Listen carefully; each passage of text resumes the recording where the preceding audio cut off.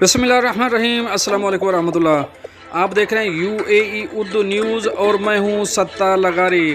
خبروں کی تفصیل کی طرف جانے سے پہلے ایک ریکویسٹ، اگر آپ میرے چینل پہ پہلی بار آئے ہیں تو پلیز چینل کو سبسکرائب کر دیجئے اور ساتھ بیل کے آئیکن کے اوپر بھی کلک کر دیجئے۔ اب چلتے ہیں خبروں کی تفصیل کی طرف۔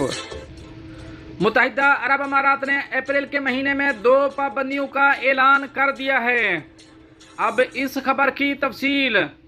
موسمیاتی تبدیلی اور ماحولیات کی وزارت نے اعلان کیا کہ متحدہ عرب امارات نے اپریل کے مہینے کے لیے 2 مختلف انواع کی مچھلیوں پر پابندی عائد کر دی ہے۔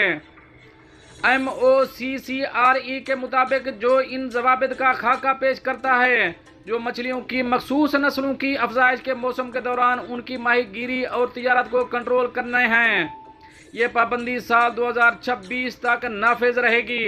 فی الحال متحدہ عرب امارات نے مچھلیوں کی مخصوص انواع کی مچھلیاں پکڑنے پر عارضی پابندی لگا دی ہے۔ کارپوریٹ امور اور ماحولیات کی وزارت کے مطابق اس کا مقصد تجارتی ماہی گیری کو کنٹرول کرنا تاکہ متحدہ عرب امارات کے آبی گزرگاہوں میں مچھلیوں کی آبادی کی پائیداری کو یقینی بنایا جا سکے اور ملک کی غذائی تحفظ کو بڑھایا جا سکے۔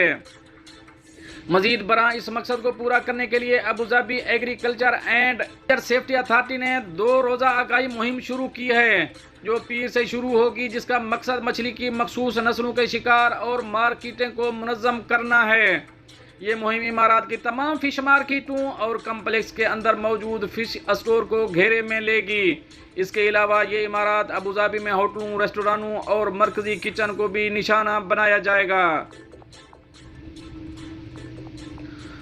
دوستو یہ تو تھی ایک اہم اپڈیٹ جو آپ نے شیئر کری ہے۔ ملتے ہیں نیکسٹ اپڈیٹ کے ساتھ نیکسٹ ویڈیو میں، تب تک کے لیے اللہ حافظ۔